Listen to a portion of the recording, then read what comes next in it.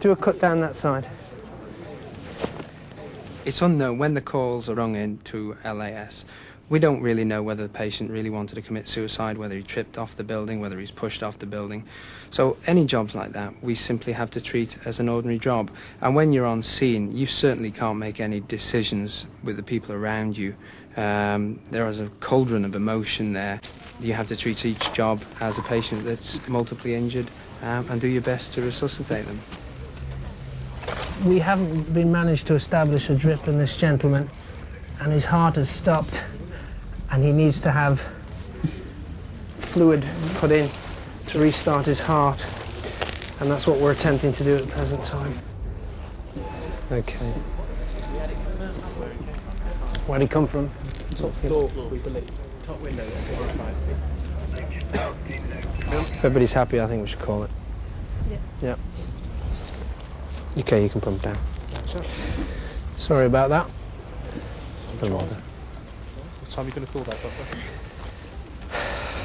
PLE 25 past, yeah. Some patients may be dead the instant the accident happened. Some may die a few minutes afterwards. Doctors in the aircraft can actually resuscitate patients from a clinically dead state to someone who is alive. We have to work on patients, do the procedures that we can do, such as intubation or draining the lungs, and if after a period of time the patient doesn't respond, we have to make the decision to give up. And at that point, we pronounce life extinct.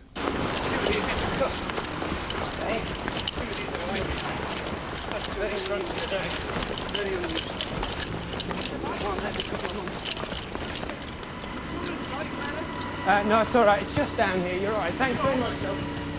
I don't believe you can really train people to sort of cope with the doom and gloom that the job presents to you, and certainly in this job where you'll see way more than you would in any other post. Right. When we got here, they've obviously cut her down. They've removed it. She's got quite a nasty mark around her neck. I managed to intubate her.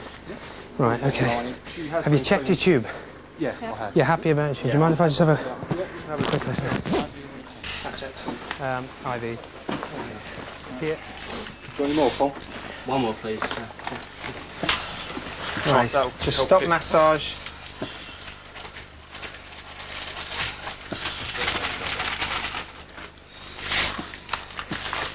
Just stop bagging as well. I mean, that could be fine, VF. Okay, can you just put some gel pads on and Paul, if you would defibrillator.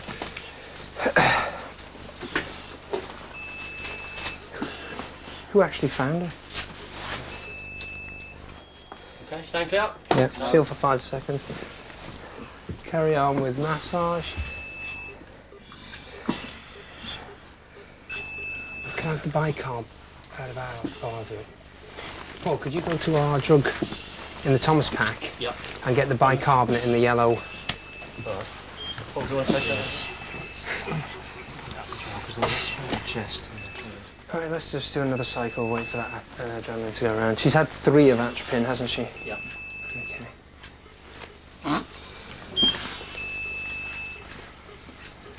How old is she? 20. 24. Yeah.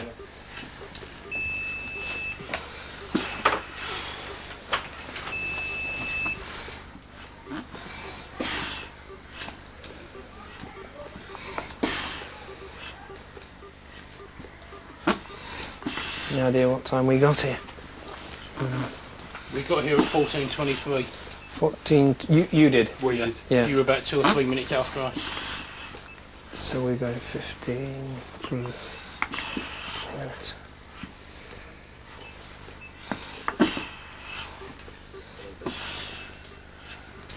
Okay, do you want to stop there? We just check for carotid pulse as well. Okay. I think we should call it. Yeah. I think we should. Right. Okay. Should turn that. Are you going Who's downstairs? Life Extinct for us? Yeah, we'll do that at 14:45. Okay, and your doctor? Dr. Gareth Davies, Helicopter Emergency Medical Service, helipad. Sharp away. Cool.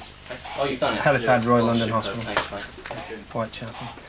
They don't come much worse than that.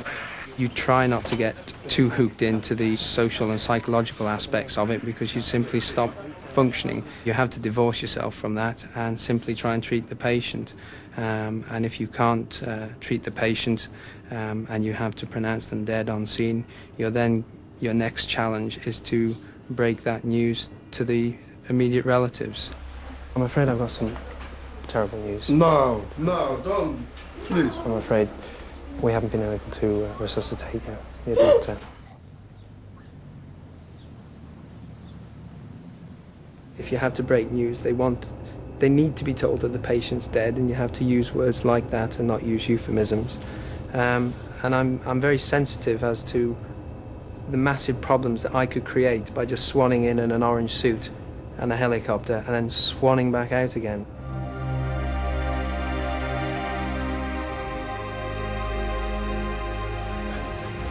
You feel pretty useless. I mean, you feel you're just standing there and people are wailing and throwing themselves around, and you wonder, what do I do next? What's the normal thing to do here? And what's the best thing to do? And Just make a quiet exit, I think. I think, yeah, I try and get one. What I try and do is, if one of them is reasonably controlled, to talk to them and impart what information I have to do.